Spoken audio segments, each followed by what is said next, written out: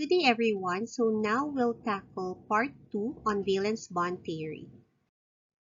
This is again under Advanced Inorganic Chemistry, Unit 2, the bonding models. Now we're on learning objective number 2, which is explaining how atomic orbitals overlap to form chemical bonds, which is simply the valence bond theory. Because we will be talking about covalent bonding theories, let us first refresh what bonding is. When two hydrogen atoms come close, each has positively charged nucleus and a negatively charged electron. So let's call these two atoms atom A and atom B. And atom A has a nucleus, this, and an electron labeled as E, while atom B has this nucleus and also has electron E. Now, when we examine these two atoms, we can predict that certain forces will act between them due to the charges. So, we can see that nucleus of atom A will attract its own electron. This A will attract its own electron. And similarly, the nucleus of atom B will attract its own electron. Additionally, the nucleus of atom A will attract the electron of atom B. And vice versa. The nucleus of atom B will attract electron of atom A. We also have repulsive forces. The two electrons, this one and this one, being negatively charged, will repel each other. Similarly, the two positively charged nuclei, this one and this one, will also repel each other. When the atoms are far apart, the attractive forces are stronger. So they are stronger than the repulsive forces, causing the atoms to move closer. So that's why they are moving closer and closer and closer. As they approach, a point is reached where the attractive and the repulsive forces balance out. So the attraction is equal to the repulsion. And this results in a stable arrangement. This makes it stable. And at this distance, the system's energy is at its lowest, which is where a bond forms between the two atoms, creating a stable hydrogen molecule. This stable hydrogen molecule. If the atoms get any closer than this, for example, we make it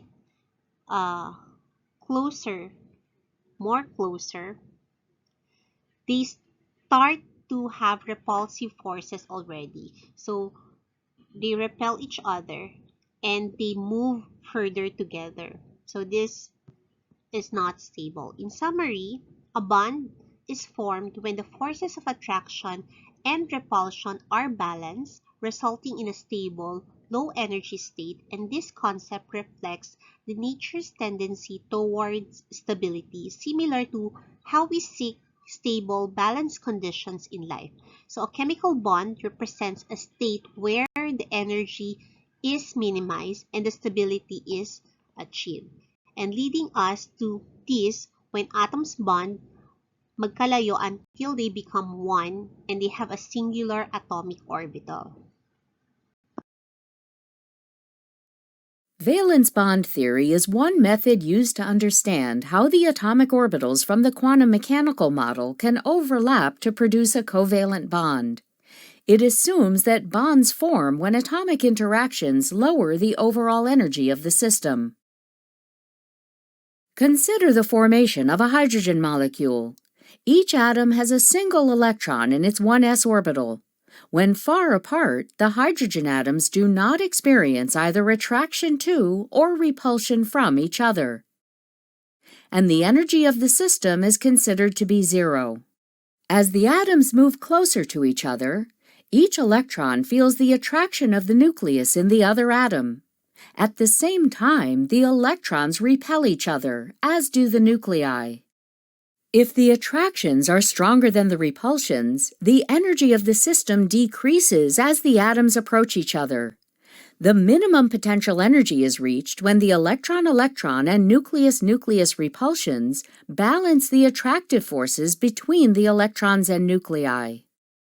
For hydrogen molecules, this occurs when the bond length is 74 picometers. At this point, a substantial overlap of the two hydrogen 1s orbitals occurs and forms a covalent bond. The two electrons with opposite spins are attracted to both the nuclei and lie in the space shared by both atomic orbitals. If the internuclear distance is reduced further, the energy begins to rise, mainly due to the electrostatic repulsion between the nuclei. Valence bond theory.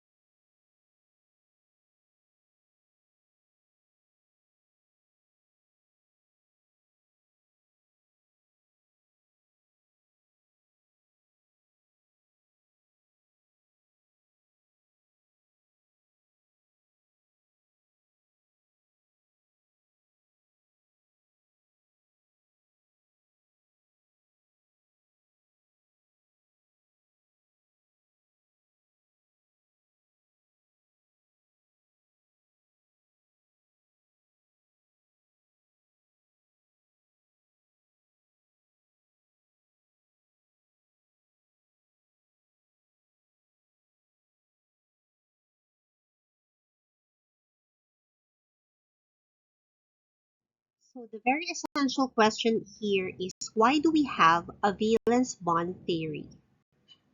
Valence bond theory was proposed by Hitler in London to explain the formation of covalent bonds quantitatively using quantum mechanics. Linus Pauling improved this theory by introducing hybridization, which we will later discuss on part 3. This valence bond theory is based on the concept of orbitals to cover the limitations of our VSEPR theory. If you had learned about VSEPR or the valence shell electron pair repulsion theory is the model used in chemistry to predict the geometry of individual molecules based on the repulsion between electron pairs around a central atom. And according to this VSEPR theory, electron pairs repel each other and arrange themselves as far apart as possible to minimize repulsion. And this arrangement determines the molecular shape with common geometries including linear, trigonal planar, tetrahedral, trigonal bipyramidal, and octahedral, depending on the number and types of electron pairs around the central atom. However, VSEPR does not describe how bonding occurs and where bonding occurs, as well as where the lone pairs of valence electrons are directed. And also, it doesn't permit a prediction of bond energy, bond length, and even stability. And to find answers to these questions, two concepts on the concept of orbitals are being employed. That is the valence bond theory and the molecular orbital theory. And our part 2 here revolves around our valence bond theory. So again, what are orbitals? Consider the hydrogen atom. So the hydrogen atom, we know that it has only one electron and it is constantly revolving around the nucleus. If I ask you where it is revolving, I hope you already know the answer. The electron is revolving either in the x direction, in the y direction, or it could be revolving in the z direction. And the electron present in this three-dimensional region, which is a spherical region around the nucleus, is where we can spot the electron, and this is called the orbital. Therefore, we define this orbital as a three-dimensional region around the nucleus where probability of finding an electron is maximum. Each orbital has a distinct shape and orientation representing the regions with the highest probability of locating an electron, and we have the primary types of orbitals, which include your s, p, d, and we still have an f orbital.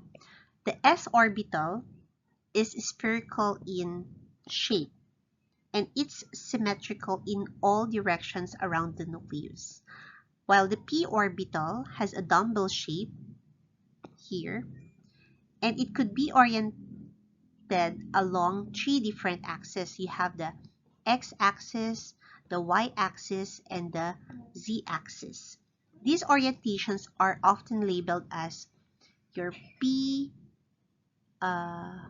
z, your px, and your py. For example, your py would lie along this part, your pz along the z-axis here, and the px along this axis. Note that the labeling of axes may vary in textbooks. So in our previous slide, you can see that the y is here and the z is here. So it varies textbook to textbook. And the d orbital has a more complex double dumbbell shape. So we have here the first dumbbell and we have here the second dumbbell shape, making it look like a four-lobed structure. While the d orbitals are important in this lecture, we'll just focus on the s and p orbitals. Now, according to the valence bond theory, our covalent bonds form when atomic orbitals from different atoms overlap. So this is an atomic orbital, this is an atomic orbital, this and this are atomic orbitals. And according to valence bond theory, we form a bond when these atomic orbitals overlap.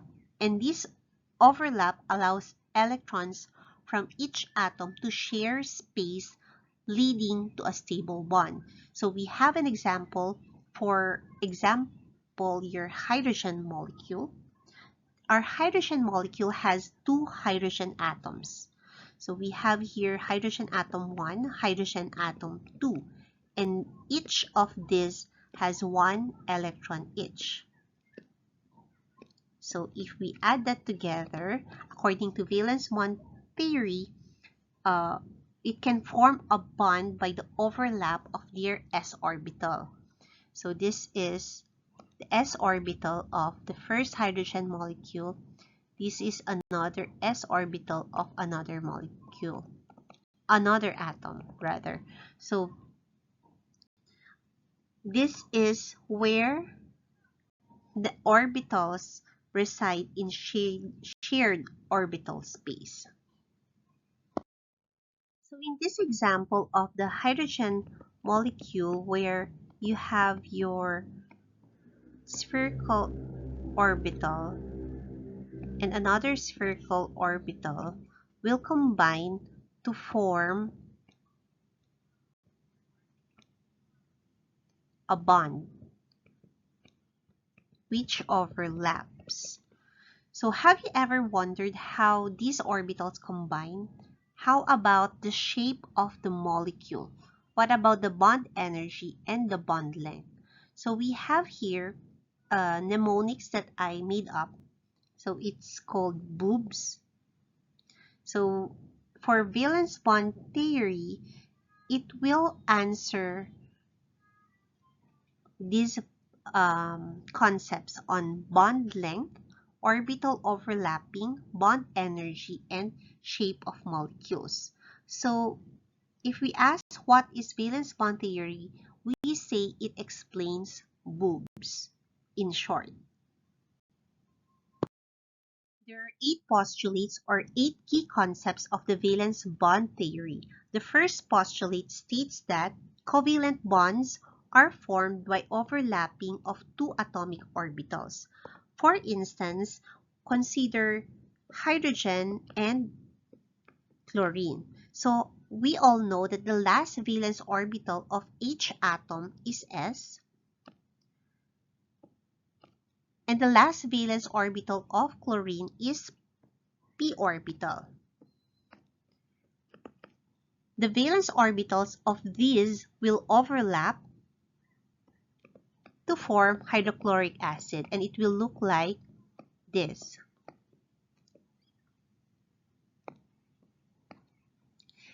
This region is called the overlapping region, which has the maximum density of electrons, and valence bond theory states that covalent bond happens with overlapping of orbitals. This is the overlapping of orbitals.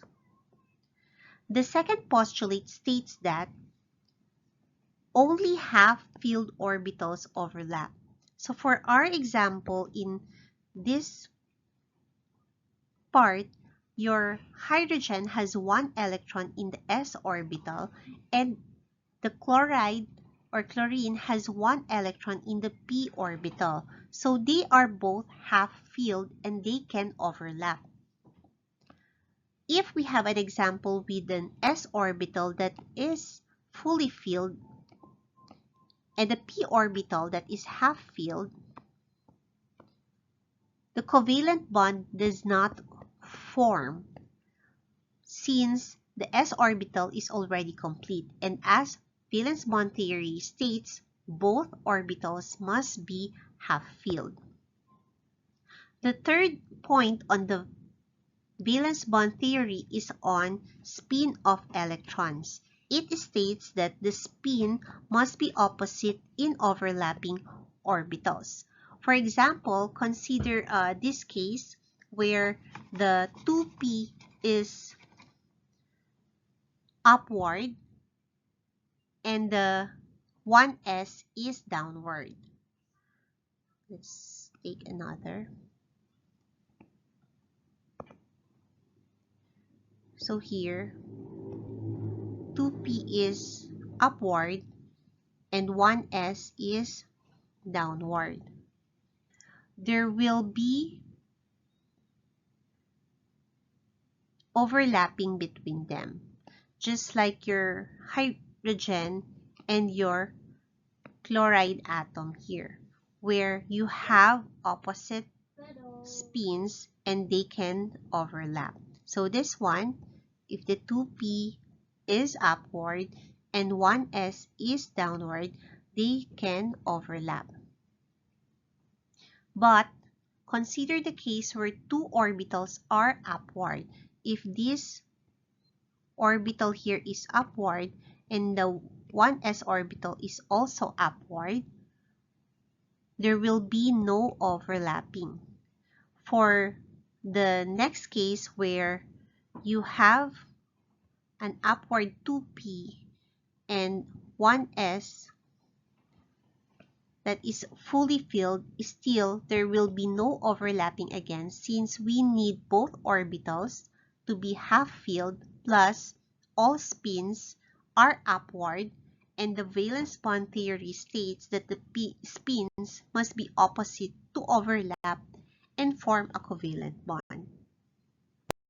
Fourth point of the valence bond theory is that orbitals retain their identity after overlap. So consider the orbitals of your hydrogen and chlorine atom.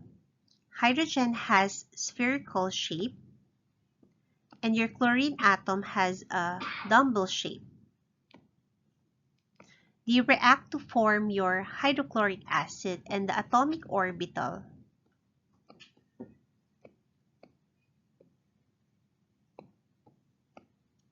of hydrogen is spherical still, and your chlorine is still a dumbbell shape. It means that they retain their original identity. But remember that before they overlap, their energy is high.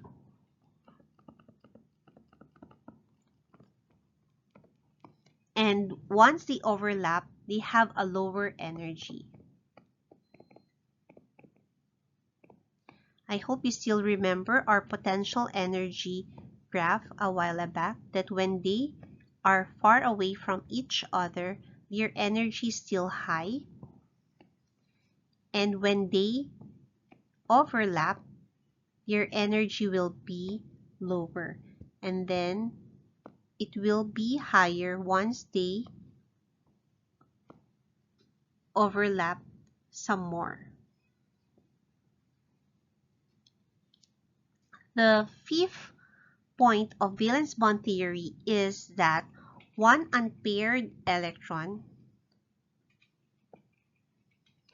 is one bond. Two unpaired electron, you have two bonds.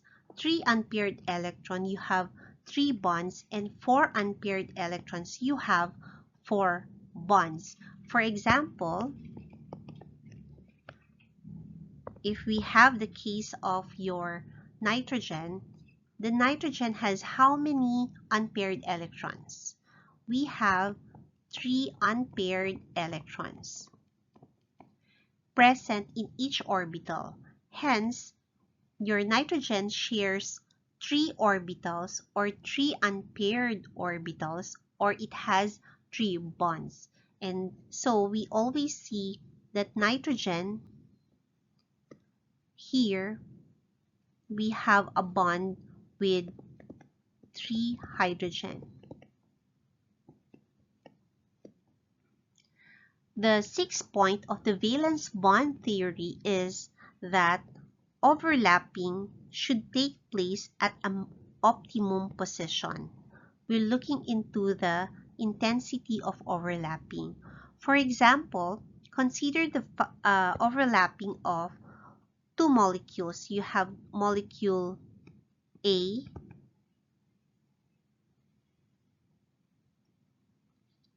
atom A and atom B. So the orbital of these, where the repulsion of the two orbital are of minimum, we say that the overlapping of the atomic orbitals are at the optimum position.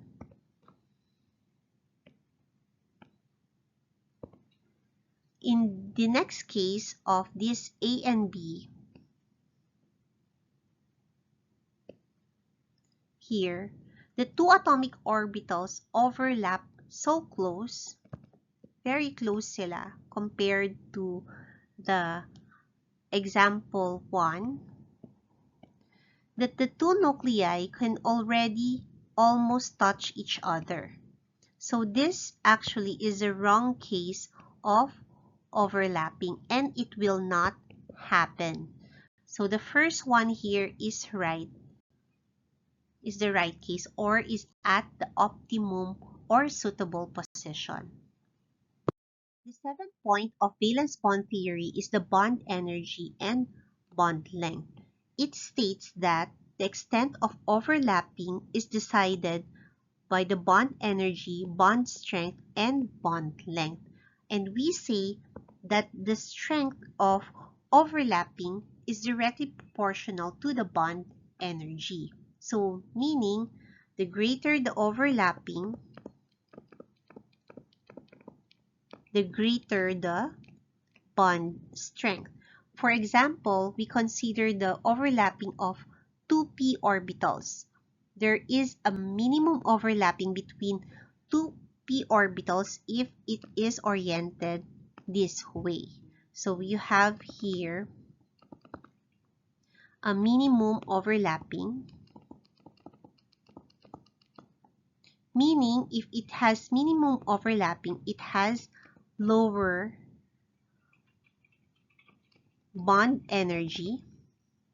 It also means that the bond length is high. So you see here that the bond length is great. So take another example with a maximum overlapping if our p orbitals are oriented this way. So it means that the bond energy is high since we have maximum overlapping. And it also means that when you have maximum overlapping, masyado silang close with each other, it means that the bond length is smaller. The last postulate and the endpoint of the valence bond theory is the sigma and your pi bonds. It states that there are two types of overlapping. For example, when we have two p orbitals which overlaps like this,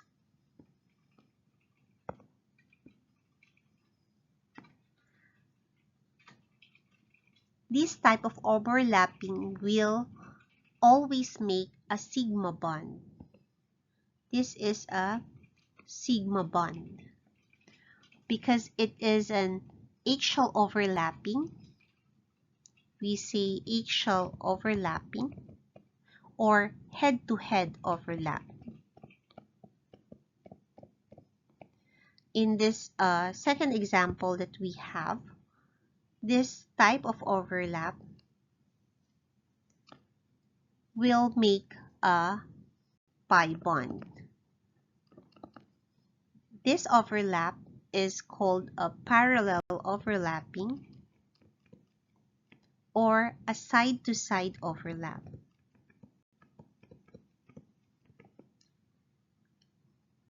So let's look at that more closely. Sigma bond is a type of covalent bond that is formed by end-to-end overlap of bonding orbitals along the internuclear axis, and this is called a head-on or H-shell overlap. So we have here your SS orbital. And remember that your S orbital is spherical in shape and it is non-directional. So no matter how we rotate the S orbital, it remains the same. So it is an important point that it can only have a head-on overlap and you cannot have here a parallel or side-to-side overlap.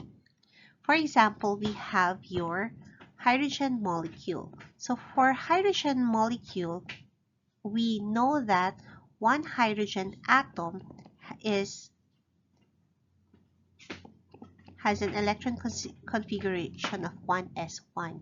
So we have your orbital like this. And another hydrogen atom, of course, it has 1s1 again. It has the orbital like this. And together,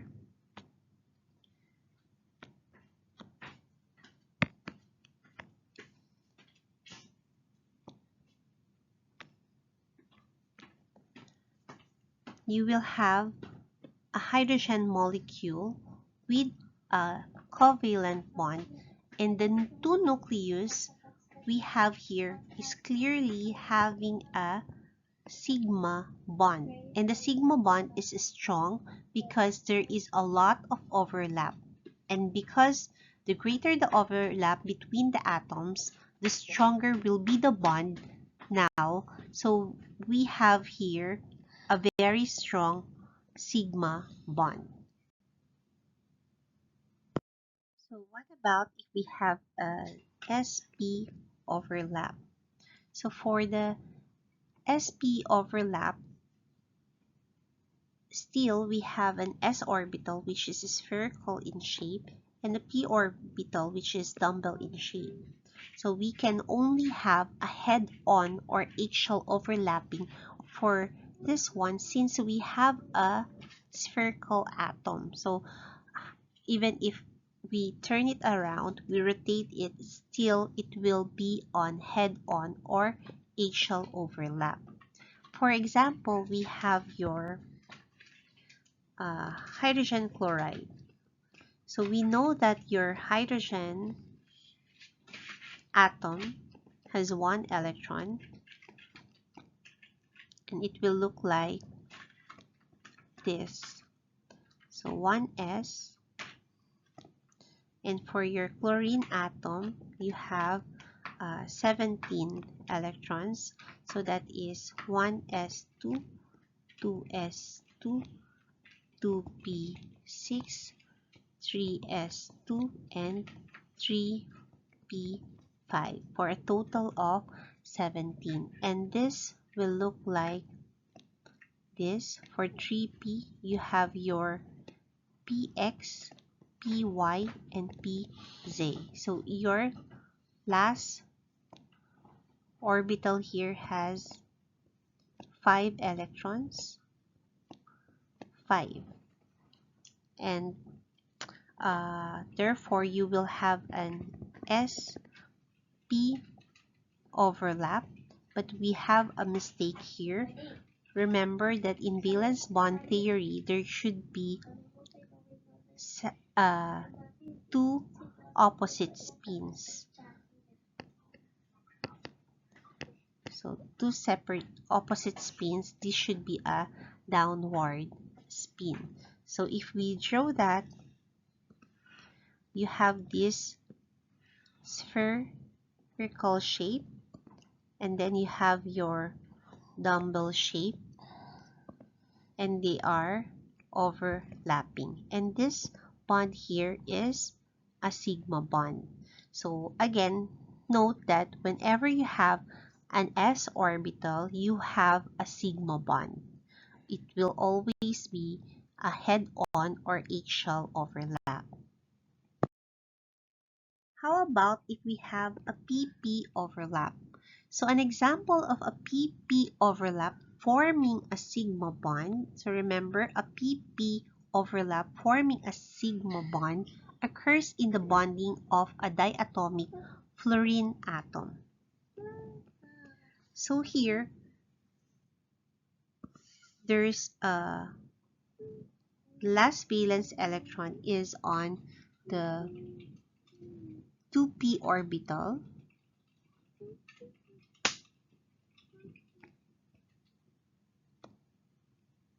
So if these 2p orbitals overlap end to end, they form a sigma bond. So this is a sigma bond, and this type of bond occurs along the internuclear axis. So remember that you have your 2px, 2py, and 2pz. So if it occurs on this internuclear axis, if this is assigned as pz, for example, and this is px and py, so that will form a sigma overlap. So checkpoint question: which bond is stronger? Your hydrochloric acid, your hydrogen fluoride, or your hydrogen bromide? So we are done this hydrogen chloride in one example in the previous slides, and we know that we have here your 1s for the hydrogen and 3p for the chloride or chlorine atom, and this one has a sigma bond. If we work out the electronic configuration of hydrogen fluoride and hydrogen bromide, you will see here that you have still 1s for hydrogen. For fluorine, it is 2p, so this one is a sigma bond. For hydrogen bromide, bromine is 4p.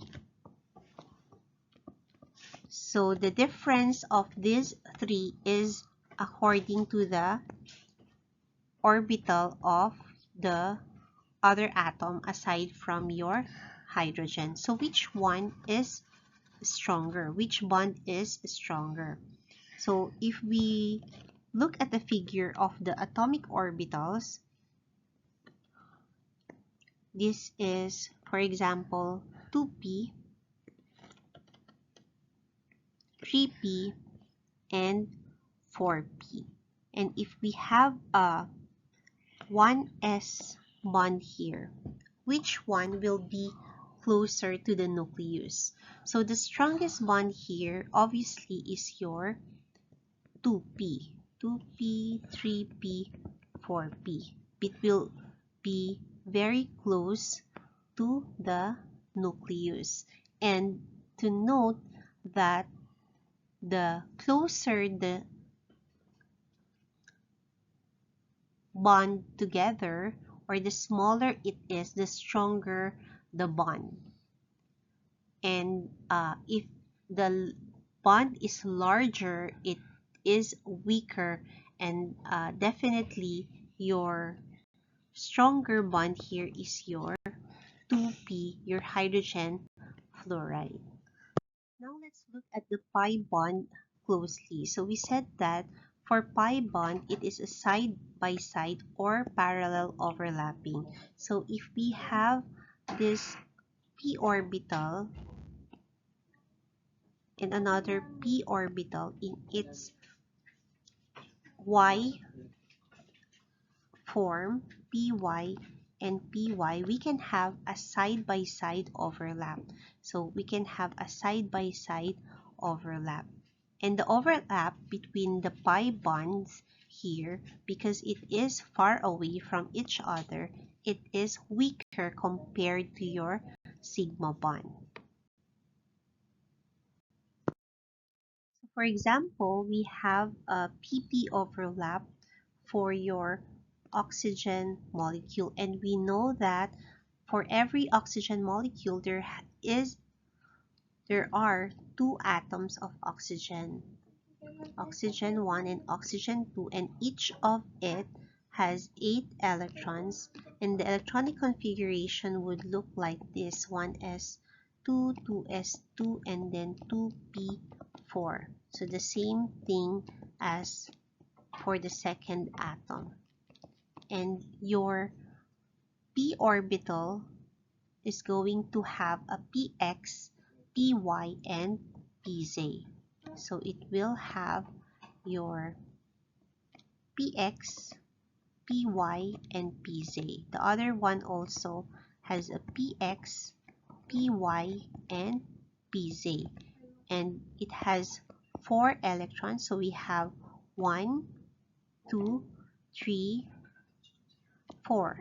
And the other one also has 1, 2, 3, 4. So again, you can have a bond between these orbitals since these are half filled, and you also have opposite spins. So you can overlap them together. So in figure, it will look like this. You have your 2p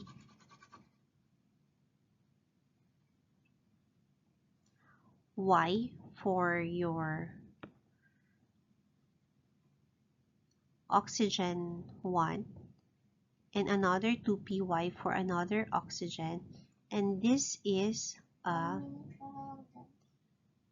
2pz and then another 2pz. So this 2pz, you have an overlap here, and in here you also have an overlap. So the overlap for the 2pz, this is py, py. The overlap for 2pz is a sigma bond, and the overlap for the 2py is a pi bond. So here for oxygen molecule, you have a sigma bond and you have a pi bond. And comparing your sigma and the pi bond, the sigma bond here is stronger compared to your pi bond. Another example is your nitrogen molecule. So for every nitrogen molecule, you know that it has a triple bond. So how will this triple bond look like? So for every nitrogen molecule, you have 7 electrons, and the electronic configuration will look like this: 1s2, 2s2, and 2p3. So the other nitrogen molecule will also be like that. 1s2, 2s2, and 2p3. So if we have this X, Y, Z, and another X, Y, Z, we have 3 electrons. So 1, 2, 3. The other one also has 3. 1, 2, 3. So here you can clearly see you have 1, 2, 3 bonds for the nitrogen molecule, and these 3 bonds for your figure. You have here your PZ. Your PZ will have a head-on overlap, and this is a sigma bond. And then you also have your PY. We put here PY, PY, PY, PY, and this will have a pi bond. And then we also have your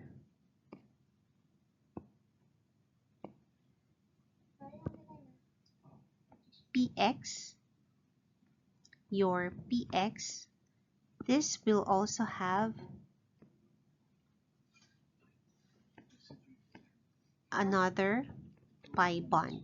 So again, for the PZ, this is a sigma bond. For your PY, this is a pi bond, and for your PX, this is another pi bond. So therefore, you have 1 sigma bond and 2 pi bonds for your nitrogen molecule. So let's have an exercise for this sigma and pi bonds. So instruction is give the number of sigma and pi bonds in the molecules.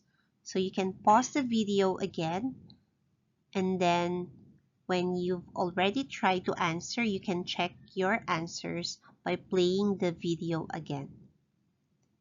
So for chlorine molecule, this basically has a single bond.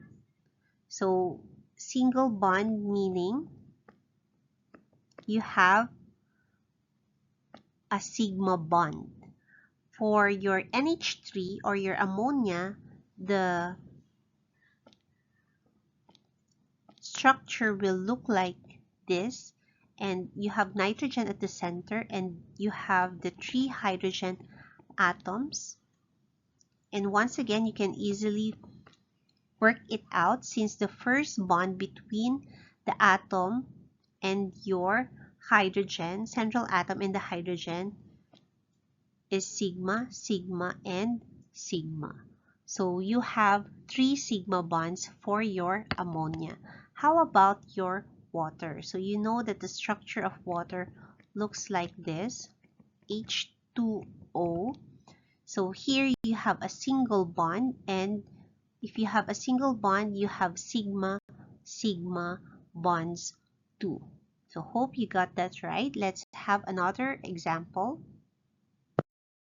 The same instruction, give the number of sigma and pi bonds in the molecules. So note that in our examples here, you have an alkane, alkene, and an alkyne. So this means that for your ethane here, you have all single bonds. For your ethene, for the second one, you have a double bond. And for your ethyne, this has a triple bond. If we draw the structure for this, your ethane will look like this. 1, 2, 3, 4, 5, 6 hydrogen atoms, and these all are single bonds, and all of these are sigma bonds. For your ethene, so this has a double bond because you have only 4 hydrogen atoms. So this will have a structure like this. You have only 4. 1, 2, 3, 4 hydrogen atoms. So you have here sigma, sigma bond, sigma bond, sigma bond. The first bond here is a sigma bond, and then you have a, oops, we can see that, a pi bond as well. For your C2H2 or your ethine, this is an alkyne, meaning you have 3 double bonds, and the structure will look like this. So you have 2 hydrogen atoms only. This is obviously a sigma bond, 2 sigma bond. You have another sigma bond there, so you have 3 sigma bonds, and then you have a pi bond, and then you have another pi bond. So in this example, the answer is, for number 1, you have 1, 2, 3, 4, 5, 6, 7, 7 sigma bonds. For ethene, you have 1, 2, 3, 4, 5 sigma bonds and 1 pi bond. And for your ethine, you have 1, 2, 3 sigma bonds and 1, 2 pi bonds. In summary, for sigma bond, you have an axial overlap, while in pi bond, you have a parallel overlap. For sigma bond, all that has a S or spherical orbital is an axial overlap, has a sigma bond, and we have also a pp overlap. And for sigma bond, this is stronger since they are closer together. And those that have one bond, it's for sure it's only one sigma bond. For every bonding, there is one single bond. For our pi bond, we have also pp overlap here, PD and DD overlap, and this is weaker because it is further away from each other, and this can have more than one pi bonds. The old version of the valence bond theory is limited to your diatomic molecules only, and it could not explain the structures and bond angles with more than 3 atoms, such as your water, your ammonia, etc. However, in order to explain the structures and the bond angles of the molecules, Linus Pauling modified the VBT using your hybridization concept. So this hybridization concept will be explained in part 3 of this lecture.